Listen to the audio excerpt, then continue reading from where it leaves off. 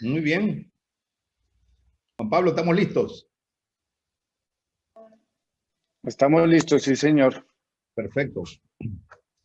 Bien, muy buenos días, amigos y amigas que nos acompañan en el Bancaforo el día de hoy. Cerramos el último Bancaforo del mes de octubre, es el Bancaforo 126, agradeciendo la participación de ustedes y agradeciendo también la presencia de Juan Pablo Rodríguez, a quien conozco desde hace varios años y con quien he tenido oportunidad de compartir ponencias en algunos eventos. Juan Pablo es un experto en temas de compliance, es un abogado, digamos, colombiano especialista. La hoja de vida completa de Juan Pablo ya yo se las envié en las invitaciones, o mejor dicho, la resumida. Así que para aprovechar, solamente les voy a decir que Juan Pablo es un gran profesional, excelente persona y muy erudito en su materia. Así que lo hemos invitado y tenemos el honor de recibirlo en el Bancaforo para que nos dé sus comentarios y sus análisis sobre los FinCEN Files. Juan Pablo, bienvenido al Bancaforo y la audiencia es toda tuya. Ernesto, gracias. Buenos días para todos. Muy complacido de estar con ustedes en el Bancaforo, finalizando el mes de octubre. Para mí siempre será un placer compartir contigo en los escenarios académicos. Y bueno, vamos a empezar con el tiempo que me han asignado para hablar de los FinCEN Files. Nosotros le hemos adicionado a esto FinCEN Files Leaks para hablar de las, digamos, revelaciones de información confidencial, de los reportes de operación sospechosa del FinCEN, la Unidad de Inteligencia Financiera de los Estados Unidos. Para eso, me parece muy importante que todos hagamos un acuerdo conceptual sobre los reportes de operación sospechosa.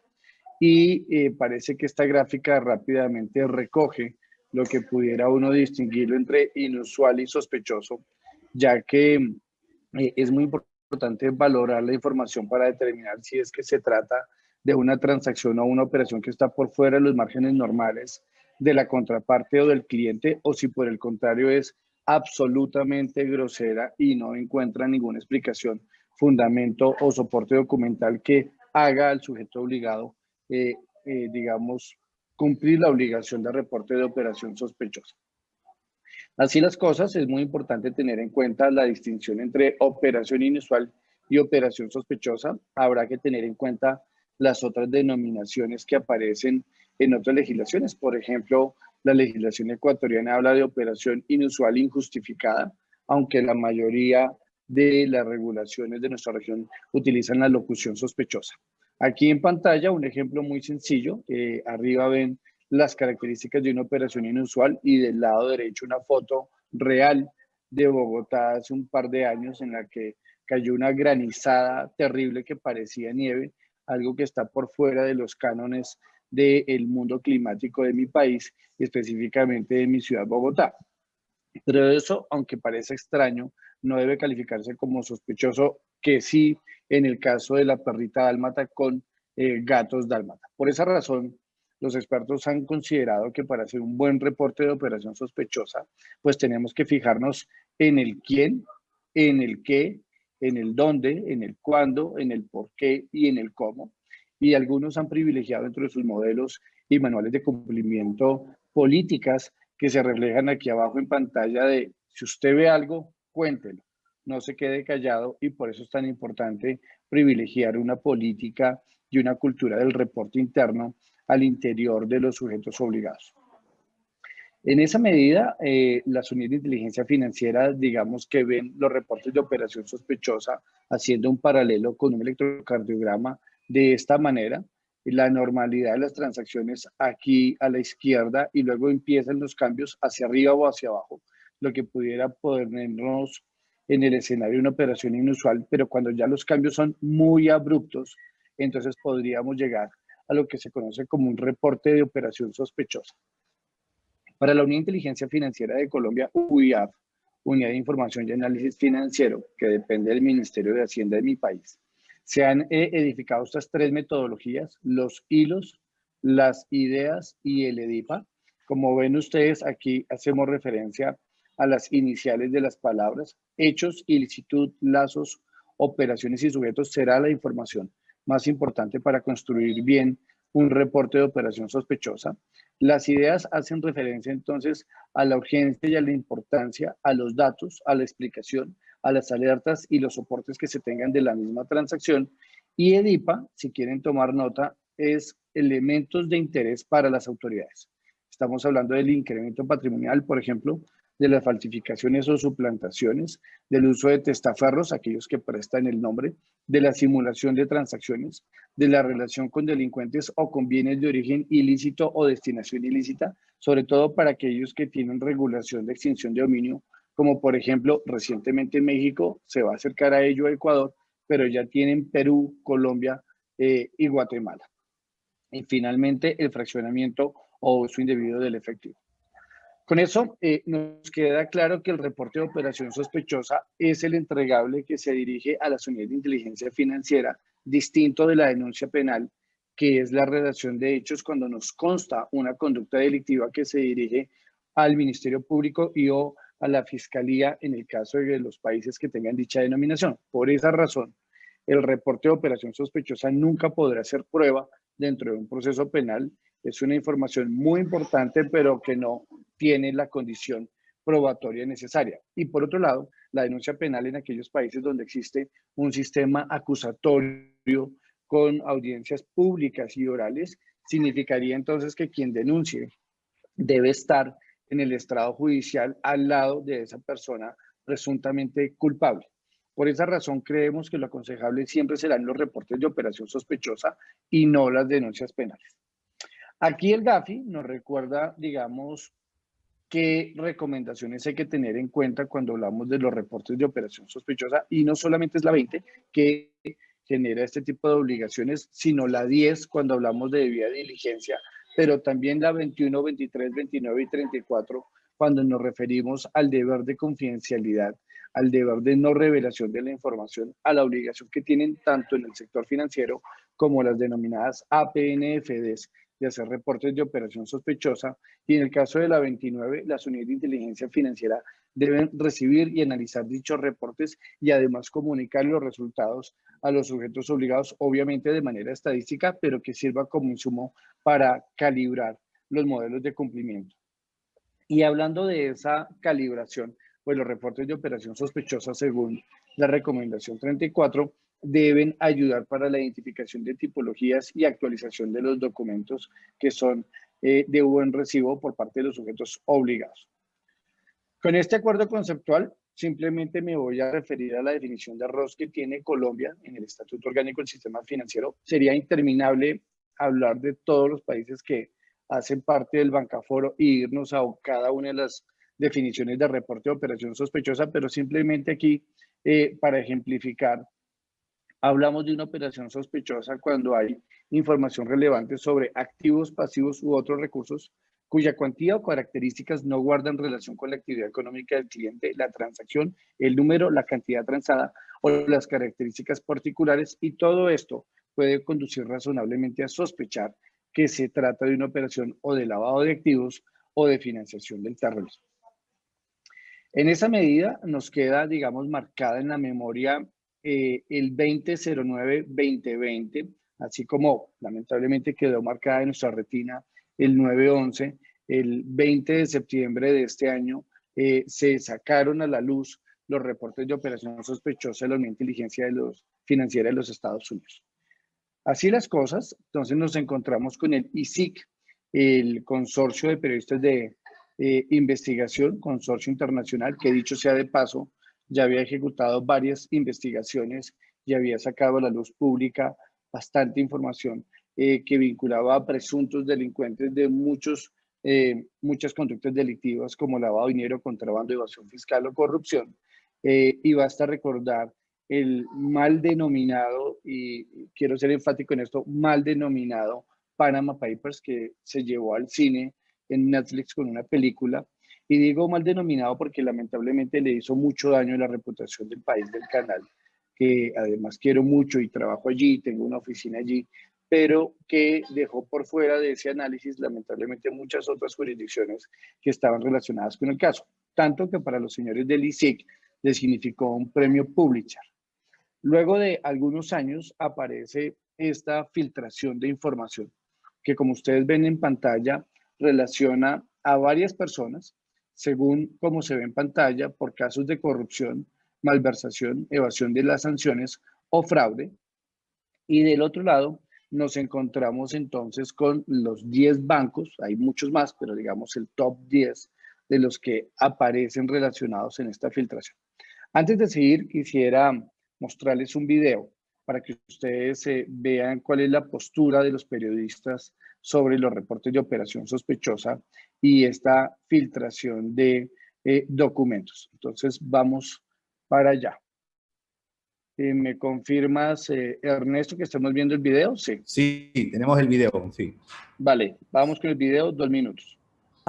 Let's call him Ivan, has made a fortune from international cocaine deals. He wants to make it look like the money came from a legitimate source, so he can freely spend. Ivan establishes a shell company in Latvia that claims to own a chain of coffee shops, and another company in Dubai that pretends to supply coffee beans. He opens an account for each company at regional banks. He knows they won't ask too many questions. The Dubai company invoices the bogus coffee shops for $600,000 worth of beans. The two regional banks can't directly transact with each other. Each has an account with a US-based correspondent bank, intermediaries that allow banks across the globe to process payments in US dollars. The big banks help process the dollar payments for the fake beans. US banks move trillions for regional banks around the world each day. Most of the time, they simply zip the money along to its final destination. But the bank handling Ivan's transfer flags it as suspicious. It may decide to A. Freeze or reverse the transaction and return the transfer fee, or B. Report the transfer as suspicious to US regulators, send the money to Dubai, and collect the fee. The US bank handling Ivan's payment sent the cash and then told US authorities about it. Option B appears to be very popular. In 2019, US financial institutions filed more than 2 million suspicious activity reports. Failure to file a SAR can expose banks to fines or penalties. BuzzFeed News and ICIJ's FinCEN Files investigation found that big banks cleared more than $2 trillion in transactions that they later flagged as suspicious. As a rule, they always took a fee. Bien, ahí encuentran ustedes entonces la postura del entendimiento que tenían los periodistas sobre este tipo de operaciones. Vale la pena recordar que cuando hacemos referencia a SARS, estamos hablando de los Suspicious Activity Reports y por su traducción literal al español, reportes de actividad sospechosa, que coincide con el concepto de reporte de operación sospechosa. Como ven aquí en pantalla, entonces, se enlistan las 10 instituciones financieras que aglutinan los mayores reportes de operación sospechosa, empezando por el Deutsche Bank, luego por el Banco Mellon de Nueva York, el Standard Chartered, el JP Morgan, el Barclays, el HSBC, el Bank of America, el China Investment Corporation, Wells Fargo, Citigroup y Société Générale. Vale la pena también recordar que algunas de esas entidades han tenido que pagar cuantiosas cifras con ocasión de sanciones impuestas por los reguladores, entendemos por el incumplimiento de la regulación antilavado. En algunos casos se han iniciado juicios criminales por la presunta responsabilidad penal de las personas jurídicas en operaciones de lavado de dinero y en algunos casos también dichos juicios han terminado de manera anticipada sin generar alguna responsabilidad. Acá, entonces, ven ustedes cómo la herramienta de exploración de datos que trae el Consorcio de Periodistas Internacional muestra muchísimos casos. Ya vamos a hacer un ejercicio con ustedes, pero simplemente para que lo diagramen y lo tengan en cuenta, pueden ver este de Alejandro Ceballos Jiménez, haciendo clic con Venezuela. Nos muestran aquí el rango de tiempo, si hubo una o más entidades financieras involucradas, cuántos reportes de operación sospechosa había, a cuántas transacciones corresponden dichos reportes y la cuantía, sin perder de vista que se menciona específicamente la entidad financiera relacionada. También puede pasar que se den datos de personas que fungen como testaferros y o como prestanombres de otros. Y para el caso especial estamos hablando aquí de Tarek El Aizami, un PER de Venezuela que de acuerdo con la información pública tiene relaciones con este señor Samar José López Bello, que dicho sea de paso, ambos tienen orden de extradición del gobierno de los Estados Unidos y además están designados en la lista de sanciones de OFAC, la Oficina de Control de Activos Extranjeros de dicho país. Entonces vamos a ir de nuevo aquí al internet para mostrarles de manera gráfica qué es lo que aparece aquí en el Consorcio Internacional de Periodistas. Permítanme, estamos ahí viendo el explorador de datos, Ernesto. Sí, claro que sí. Vale, perfecto. Entonces ustedes pueden ir acá. Esta información toda es pública. Están organizados por países, como se dan cuenta, desde Afganistán hasta Zambia. No necesariamente todos los países involucrados en las transacciones aparecen en el explorador, pero por razones obvias vamos a dirigirnos a Panamá. Si quieren, luego hacemos el caso con Colombia o con cualquier otra jurisdicción. Si yo doy clic en Panamá, me aparecen aquí las cuantías de dinero recibido en la jurisdicción y las cuantías del dinero enviado desde dicha jurisdicción. Para los que nos movemos en la lucha contra el lavado de activos y financiación del terrorismo, conocemos la denominación del follow the money, que se convierte en una ruta para la investigación del blanqueo de capitales. Y si yo le doy clic allí, aparecen 3 escaños que debemos cumplir. Entonces, el primero, pues hace referencia a 123 transacciones. Si le digo que me muestre las entidades financieras, aparecen aquí. No voy a hablar de nombres propios, pero ustedes pueden ver por los colores qué tipo de operaciones fueron de entrada, qué tipo de operaciones fueron de salida, y ahí aparecen las cuantías. Entonces, enviados y recibidos. Si voy al número 2, ustedes encontrarán aquí que esas transacciones fueron a los Estados Unidos o a compañías financieras que tienen actividad corresponsal con los Estados Unidos, y aparecen aquí también los nombres de dichas entidades financieras, lo mismo en rojo lo enviado, en amarillo lo recibido. Y si voy al número 3, van a encontrar ustedes las transacciones específicamente con distinción de las fechas, como ustedes ven aquí abajo, por ejemplo, ¿sí? Y marcado en rojo y en amarillo, como ya sabemos, la rojo es las de envío, las amarillas las recibidas, y esa es la manera, digamos, de entender los datos que, de acuerdo con la información pública que aparece en el consorcio de periodistas, en teoría se supone fue lo que ocurrió a nivel transaccional. Tengo que decir, con muchísima preocupación desde el punto de vista jurídico como abogado penalista, que mucha de la información que aparece allí, que nosotros hemos contrastado, porque algunos clientes nos han pedido el favor de validar la certeza de dicha información, no corresponde con la realidad. Y eso entonces hace clic con la postura que hemos tenido desde el 20 de septiembre a la fecha, comentando estos temas en varios foros, y es que se trata de un daño público con una defensa privada. Las entidades financieras no pueden defenderse públicamente porque significaría la violación del secreto bancario y además generaría pues la imposición de algunas multas o probablemente unas demandas de esos clientes presuntamente afectados. En todo caso, en los minutos que me quedan, voy a dirigirme a 8 cuestiones jurídicas y prácticas derivadas de los Fins and Files Leaks. La primera, la información obtenida ilegalmente puede empezar a generarnos hablar de la teoría del árbol envenenado. Para quienes son abogados recordarán que esta teoría lo que persigue es resolver casos en los que se tiene relación con una prueba que no es obtenida de manera legal y no obstante ello puede servir para resolver una situación jurídica. Aquí lo que queda claro es que entran en tensión dos bienes jurídicos. Para ponerles un caso muy sencillo, la persona que graba una llamada sin autorización del interlocutor, pero se graba la llamada porque el interlocutor le está extorsionando o le está haciendo amenazas contra su vida. Y ahí lo que quedaría en tensión es la intimidad por un lado, pero por el otro el derecho a la vida. Y claro, seguramente estarán todos de acuerdo con que el derecho a la vida es superior a la intimidad y se admite esta prueba aunque no se tenga la autorización. En el caso de los FinCEN Files Leaks, lo que ocurre es que el acceso a la información no se hizo de manera legal y además no podría hacerse porque la vocación de los reportes de operación sospechosa es que se mantengan en secreto y, como ya comenté, no van a ser prueba de ningún proceso penal, sino que son la punta del iceberg de una buena investigación que debe terminar con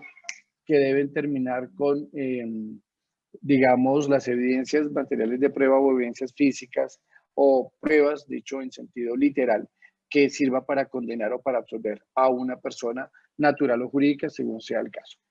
El segundo tema importante que debemos referirnos aquí es hacer el reporte de operación sospechosa significa cumplir con la norma, pero si yo sigo con el cliente, eso sería lo mismo que decir que el que peca y reza empata. Para algunos sí, es muy importante aquí validar si en cada jurisdicción, en las regulaciones de esos países, existe norma expresa que les prohíba seguir con una relación comercial si después se ha hecho un reporte de operación sospechosa. O al contrario, en algunos casos, no obstante el reporte de operación sospechosa, las mismas autoridades sugieren seguir con una relación comercial para recaudar las pruebas necesarias que sirvan para demostrar una conducta delictiva. Aquí lo más preocupante es si seguir con una relación contractual significa cometer una conducta delictiva, que sería lo más grave, o por lo menos incumplir la regulación administrativa antilavado que corresponda según la legislación de cada país. Por otro lado, en el número 3, la filtración de el FinCEN, como unidad de inteligencia financiera de los Estados Unidos, nos deja una preocupación muy grande porque seguramente esta será una de las entidades públicas con mayor custodia en su información del mundo. Y si ya llegamos a una filtración, pues, ¿qué podríamos esperar de las otras unidades de inteligencia financiera? En todo caso, al final, si quieren, comentamos de la información que se tiene de esta investigación penal que arrancó el 17 de octubre de 2018 en contra de la señora Natalie Edwards, que fue quien, según la información pública de la Fiscalía del Distrito Sur de Nueva York, filtró la información a uno de los periodistas que luego se vinculó al consorcio del ISIC. La cuestión número 4 hace referencia a la responsabilidad del oficial de cumplimiento, a quien yo cariñosamente llamo oficial de sufrimiento, y con un caso como este sí que han sufrido bastante los oficiales porque están en el ojo del huracán. Pero siendo bastante riguroso con el análisis, deberíamos decir que precisamente tanto las recomendaciones internacionales como las normas de cada país les dan una salvaguarda legal a los oficiales de cumplimiento, primero porque los reportes de operación sospechosa se hacen de buena fe y segundo porque hacer un reporte de operación sospechosa no implica que luego venga una denuncia penal por injuria o calumnia ni en contra de la entidad ni en contra del oficial de cumplimiento, porque precisamente las leyes le protegen. Sin embargo, hay quienes piensan de manera muy crítica que en algunos escenarios de los reportes de operación sospechosa del FinCEN, por el tipo de clientes de los que se trata, por el tipo de personas y las cuantías que se manejan, algunos pensarían que se retrasó el reporte de operación sospechosa muchísimo tiempo, que tuvo que haberse hecho con anticipación ante la primera señal de alerta que pudiera haber advertido dicha entidad financiera. La cuestión número 5 dice que si luego de los reportes de operación sospechosa, cuántas investigaciones penales se abrieron para determinar cuál es la efectividad del sistema. También les traje ese dato. Los Estados Unidos desde 1996 con la ley del BSA, el Bank Secrecy Act, la ley de secreto bancario, que en realidad es la regulación administrativa antilavado de dinero de los Estados Unidos, nos cuenta que desde dicha fecha están obligados las entidades financieras de dicho país a hacer reportes de operación sospechosa. El marco de información que nos plantean los FinCEN Files son 1999-2017 y según los datos públicos dan cuenta de unos 2.100 reportes de operación sospechosa y que más o menos corresponden a 18.153 transacciones. Lo cierto es que en los Estados Unidos, en una investigación que nosotros hicimos para un artículo que publicamos y que les invitamos a leer, lo escribimos junto con el señor René Castro, mi socio, Camilo Rueda, uno de nuestros consultores asociados, queda probado, por ejemplo, que el cúmulo de reportes que tienen los periodistas solo significa el 0,010% de la cuantía total de reportes de operación sospechosa que se hicieron en ese mismo marco de tiempo. Y por otro lado, nos encontramos con que entre enero de 2014 y agosto de 2020, que más o menos son 80 meses, nos dieron 19.970 casos derivados de los reportes de operación sospechosa que terminaron en 249 investigaciones penales que sirven para el sistema. Entonces, pensar si se hicieron o no investigaciones, queda probado con las cifras que acabo de dar, que efectivamente el sistema viene funcionando y más adelante les daré cómo ha cambiado ese paradigma. La cuestión número 6 dice, si luego los Fins and Files vienen investigaciones de los entes reguladores, ¿no será llover sobre mojado? No necesariamente, es muy probable que las investigaciones que se den sirvan para validar, calibrar y evaluar la efectividad, eficiencia y eficacia de los modelos, o sirvan para preguntarnos si es que es necesario desde el punto de vista legal colocar específicamente una regulación que nos diga si tenemos que seguir o no con esa contraparte que ha sido reportada a las unidades de inteligencia financiera. Número 7, la interpretación de la información técnica por parte de los periodistas, yo creo que implica que es hora de capacitarse. Encontramos algunos hierros importantes en la manera de transmitir la información y sobre todo de unos datos que son tan técnicos en el ambiente de la lucha contra el lavado de activos y la financiación del terrorismo. Yo mismo traté de hacer algunos acercamientos con profesionales de la comunicación sin tener respuesta positiva y digamos que sigo esperando si alguien se anima a que muchos, no solamente yo, otros les capaciten para aprender a interpretar esa información a la que están accediendo. Finalmente, la cuestión número 8 se refiere al nuevo paradigma de inteligencia financiera que en inglés tiene estas siglas que ustedes ven en pantalla, FFIS, que es cómo compartimos inteligencia de información financiera como un nuevo método para hacer mucho más efectiva la lucha contra el crimen organizado. Y de hecho, los Estados Unidos, Singapur, Canadá, Australia, Holanda y algunos otros están ya en la carrera de cambiar su manera de hacer la inteligencia financiera. Entonces, cuando se dice públicamente que los reportes de operación sospechosa sugieren muchísimas transacciones de lavado de dinero, pero además sugiere que el sistema de investigación no funciona, a mí me quedan mis dudas porque precisamente los Estados Unidos tiene casos para probar cómo con esta nueva metodología de investigación de inteligencia financiera se han hecho mucho más efectivas las capturas y los procesos penales en contra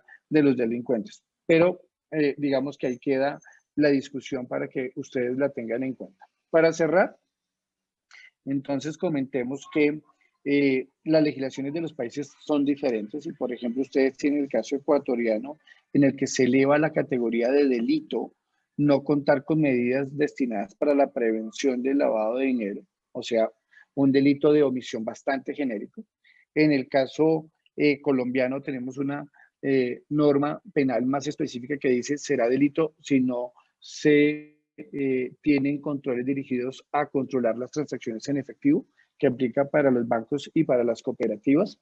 Y en el caso peruano, tenemos todavía la versión más estricta que dice que será delito no reportar una operación sospechosa. O sea, que llevan a la condición de delito la omisión de no llevar a cabo un rostro. Todo esto lo comento porque es importante que se tenga en cuenta cómo funciona la legislación en cada país. Seguramente hay partes de la regulación donde todos tenemos más o menos la misma norma, pero habrán otros dependiendo del tono de las prácticas del derecho que se tengan, que se reflejan pues en las normas tanto administrativas como penales. Y cerrando les cuento que en 1996 y 2019 en la información oficial que trae el FinCEN en su página web, se han hecho 26.053.960 reportes de operación sospechosa. Por esa razón, la información que trae el ISIC ni siquiera es relevante desde el punto de vista estadístico para llegar a alguna conclusión, pero insisto, lamentablemente, haberla colocado en internet y haberla hecho pública, así como muchos medios de comunicación la empezaron a comentar por cada país según sus intereses, pues lamentablemente le ha hecho muchísimo daño al sector. Y no estoy diciendo que no sea importante refinar, calibrar los modelos de lucha contra el lavado de activos y financiación del terrorismo, pero creo que faltó algún grado de análisis superior de la información desde el punto de vista técnico para saber si se podía o no publicar la información y qué tipo de información, si es que fuera el caso, debería ser de uso público por parte de las personas a través del Internet. Esta entonces, Ernesto, mi presentación sobre los FinCEN File Leaks, y pues quedo muy atento a si tiene alguna pregunta, alguna observación. Estoy a su entera disposición. Muchas gracias. Muchas gracias, Pablo. Por aquí empiezan ya a aparecer algunas preguntas, pero yo quería pedirte un favor. Mira, señor, el link que tú pusiste donde estaban los diferentes países y lo que se podía explorar de manera pública, no sé si podrías compartir ese link en el chat.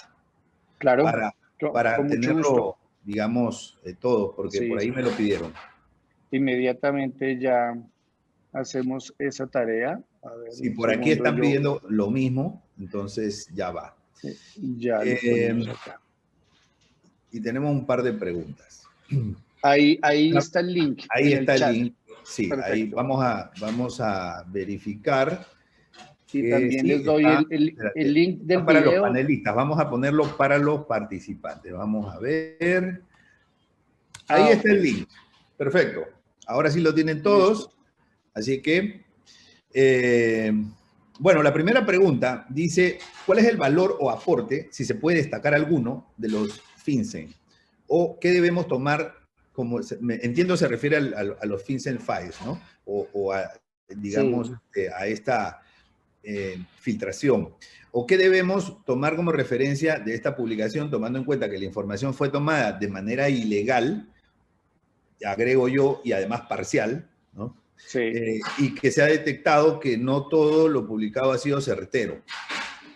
Bien, pues vale la pena recordar que las autoridades de los Estados Unidos, desde el 17 de octubre de 2018, ya tenían información sobre esta situación. De hecho, el proceso inicia en esa fecha y la señora Natalie Edwards se declara culpable por los cargos de conspiración para divulgar ilegalmente reportes de actividad sospechosa y información confidencial del gobierno de los Estados Unidos. La sentencia se hace efectiva a partir del 9 de junio de este año. Por esa razón, ustedes ven cómo en la página web del FinCEN había un comunicado bastante corto donde decía que se habían tomado cartas sobre el asunto, que se había remitido la información al Departamento de Justicia. En el caso del Gafi hubo un comunicado de prensa bastante escueto, decía que eran respetuosos de las investigaciones sin hacer mayores comentarios, y hasta donde llegaba mi información, el grupo Egmont no hizo ningún comentario. Entiendo que recientemente pudieron haber comentado algo. ¿Qué sería lo bueno que podríamos sacar de algo tan malo como los FinCEN File Leaks? Pues lo primero es la necesidad de capacitación que requieren los comunicadores y los periodistas. Es muy importante ellos, siendo el cuarto poder en los estados y teniendo la posibilidad de comunicar y penetrar en tantos sectores a través de la información, pues que se capaciten, que entiendan técnicamente de los conceptos que no solamente en el mundo de la lucha contra el lavado de activos, sino que seguramente en otros ámbitos también se requiere capacitación. Entonces, esa sería mi primera idea. La segunda, que es un poco negativa, pero le deja a uno muy mal sabor de boca que salgan las mismas entidades financieras siempre cuando ocurren los escándalos, y que las sanciones, a pesar de ser económicas y en algunos casos con cifras significativas, realmente no son disuasivas para mejorar los modelos de cumplimiento. Estoy diciendo que si de verdad queremos luchar contra el crimen organizado, tenemos dos caminos. O no se prestan los sectores económicos, y no estoy hablando solamente del sector financiero, sino de todos en general, para proveer servicios y productos al crimen organizado, o se tienen que hacer sanciones lo suficientemente efectivas que podrían llevar, por ejemplo, hasta el cierre de las empresas para que la gente entienda que no se puede trabajar de la mano con el crimen organizado, o por lo menos que si no lo advierten al principio, cuando lo advierten luego, pues que ejecuten los controles que han previsto para ello. Y lo número 3 es que creo que los FinCEN Files, aunque parezca que al principio coloquen el ojo del huracán al oficial de cumplimiento, realmente al revés se convierte en una noticia que enarbola y, digamos, le da soporte a la importancia de la labor de cumplimiento en las entidades financieras y en los otros sujetos obligados, y que eso lo que va a hacer es generar un respaldo verdadero y genuino de la alta dirección. Y tú que manejas este tema en el marco del gobierno corporativo y de la administración adecuada de los riesgos operativos para este profesional o este conjunto de profesionales en las entidades donde existen unidades de cumplimiento. Creo que esos serían como los 3 destacados que pudiéramos colocar producto de los FinCEN Files. Ok. Juan Pablo, una pregunta. En un contexto como el que nosotros estamos viviendo en todo el mundo, que es un contexto disruptivo, donde algunas cosas se están cambiando y probablemente para siempre, donde los modelos de negocio se están transformando, donde los procesos se están cambiando, ¿tú consideras que viene o conviene un cambio importante en el modelo tradicional de prevención de lavado de activos? O sea, eso, digamos, ese momento ha llegado el momento de pensar en un cambio radical, o consideras que no? Bueno, a lo largo de estos meses he venido participando de muchísimos foros donde hemos conversado sobre los efectos del COVID en los modelos de cumplimiento, y a ese respecto tengo que comentar que, por ejemplo, coincidió que en marzo de este año el GAFI hubiese emitido la guía de identidad digital. Mucha gente cree que la emisión de la guía corresponde al COVID-19, no es así, es una coincidencia, pero lo cierto es que la pandemia ha obligado a acelerar los procesos de automatización y de digitalización de los sujetos obligados. De manera que podríamos concluir sin temor a equivocarnos que el mundo ya no es como era antes y no va a volver a ser de esa manera. Eso está colocando a prueba la capacidad de adaptación no solamente de nosotros los seres humanos, sino de las empresas. Y llevado al mundo del cumplimiento van a pasar muchísimas cosas. La primera, pues que las vinculaciones no necesariamente van a ser face to face. La segunda, que vamos a necesitar conversar más sobre identidad digital, identidad soberana y herramientas tan importantes como el blockchain. Yo sé que el blockchain debe un poco sumar la reputación al Bitcoin. He hecho un estudio juicioso de ese asunto, pero la verdad es que la cadena de bloques se convierte en una de las herramientas más poderosas de lucha contra el crimen organizado. Por otro lado, nos preocupa mucho el trabajo en casa, digamos, sobre todo de aquellos que manejan información sensible y de información que no puede estar en la casa, porque hemos confundido el trabajo en casa con que la información esté en la casa. Entonces, ahí hay que hacer unas inversiones muy importantes sobre herramientas de tecnología y seguridad de la información, pero en algunos casos, tanto en el sector público, hablando de los reguladores, las unidades de inteligencia financiera y los organismos de investigación, como en el sector privado, hablando de los oficiales de cumplimiento y las unidades de cumplimiento, acceder a la información va a ser muy complicado y probablemente en algunos casos tendrán que salir a la calle, volver a sus oficinas a trabajar. Entonces el modelo de cumplimiento cambió, dio una vuelta que nos está obligando a todos a acomodarnos, y la manera de probar esto es cómo los delincuentes se han ajustado de manera rápida a los desafíos de la pandemia, y eso no ha hecho que ellos hayan frenado sus conductas delictivas. Por esa misma razón es que nosotros, digamos, del lado de los buenos, tenemos que rápidamente ajustarnos y hacer los cambios que convengan. Muy bien. Por aquí tenemos otra pregunta. Dice, ¿la teoría del árbol envenenado logra invalidar como caso concreto a un delito de blanqueo de dinero? En ese punto, ¿la legislación es diferente entre diversos países? Sí, realmente la teoría del árbol envenenado es eso, una teoría, no es una norma, y que queda al arbitrio del juez dependiendo del estilo de, digamos, de normas que hayan en ciertos países. Por ejemplo, en el caso anglosajón, ustedes recuerden que la manera de juzgar los casos se hacen con base en el antecedente, es decir, que la jurisprudencia entendida como el conjunto de las decisiones de los jueces es la que cobra mayor valor para aplicar a un caso concreto. En nuestro caso, en el derecho latino, estamos hablando de las decisiones basadas en lo que dice la norma y no en lo que han dicho otros jueces en casos parecidos. Y por esa razón no podría responder ni en positivo ni en negativo. Habría que ver en el caso específico si la teoría del árbol envenenado pudiera echar por tierra una investigación de blanqueo de capitales. Sin comprometerme, pudiera responder que no por una razón jurídica, y es que el bien jurídico es el supremo derecho que debe proteger el Estado cuando tipifica el delito de lavado de activos o blanqueo de capitales, es precisamente el orden económico y social, que es un bien jurídico de superior nivel, de superior rango, que probablemente en una observación rápida para responder a la pregunta que nos hacen, pues seguramente está en un mayor rango que otros y por esa razón no debería echar por tierra una investigación por blanqueo. Pero como digo, es una teoría que en algunos países hace carrera y en otros no. Pero era importante mencionarla aquí porque algunos van a decir, bueno, no se puede tener acceso a los reportes de operación sospechosa, pero ya que los tenemos, ¿por qué no iniciamos investigaciones con esa información? Y lo que queda en el centro de la discusión es si se valida una investigación con información obtenida ilegalmente. Bien.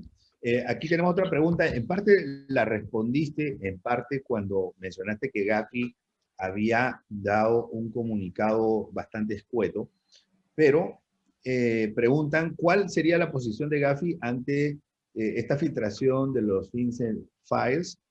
Y yo no sé si tú crees que Gafi va a manifestarse o va a preferir mantenerse al margen. ¿Qué es lo que parecería ser? Yo creo que esto termina convirtiéndose en un asunto de gestión del riesgo reputacional y sobre todo de gestión de crisis reputacional. Y a veces cuando se gestiona este tipo de riesgos, mucha de la información no se hace pública y muchas de las posturas tampoco se hacen públicas.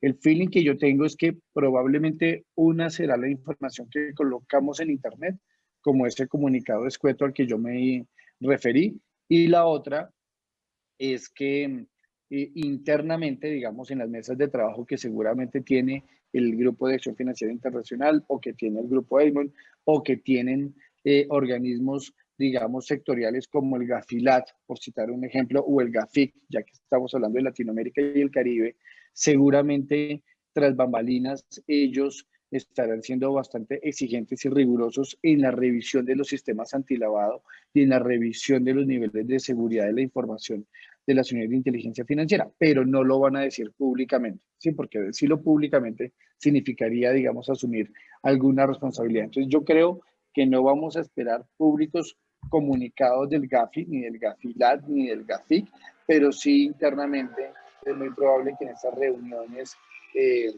a puerta cerrada se estén, digamos, evaluando algunas medidas y se estén invitando a los países a validar si las legislaciones son capaces de contener un escenario como ese. Porque dicho sea de paso, Ernesto, la pandemia nos hizo reevaluar dos conceptos: el concepto de velocidad del riesgo y el concepto de riesgo de conducta.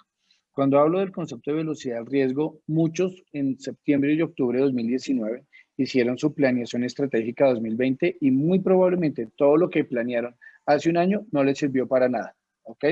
Porque en noviembre y diciembre nos enteramos de lo que estaba pasando en la China. Y número dos, cuando hablo del riesgo de conducta, hay información pública que dice que si la China hubiese tomado las medidas de precaución que tomó efectivamente, pero las hubiese tomado tres semanas antes, a la fecha en que las inició, se pudo haber dado una reducción del contagio en ese país del 95%. Eso significa entonces que las decisiones hoy son más importantes que nunca y el tono en que se tomen dichas decisiones pueden marcar el futuro de todos nosotros.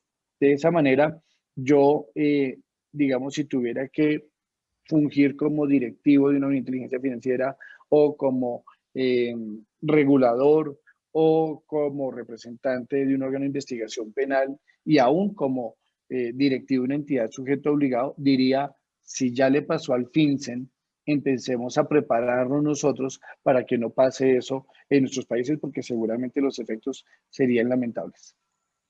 Muy bien. En general, ¿qué tan bien preparadas pueden estar las regulaciones en Latinoamérica para la identidad digital? Wow. Pues yo no sé qué tan preparadas estén porque no depende tanto de la regulación antilavado, sino más bien de otro tipo de normas. Voy a referirme al caso colombiano. En Colombia tenemos la ley 527 de 1999, que además recuerdo fácilmente porque la 526 fue la que le dio vida a la Unidad de Inteligencia Financiera, entonces la que le sigue es la ley de documento electrónico.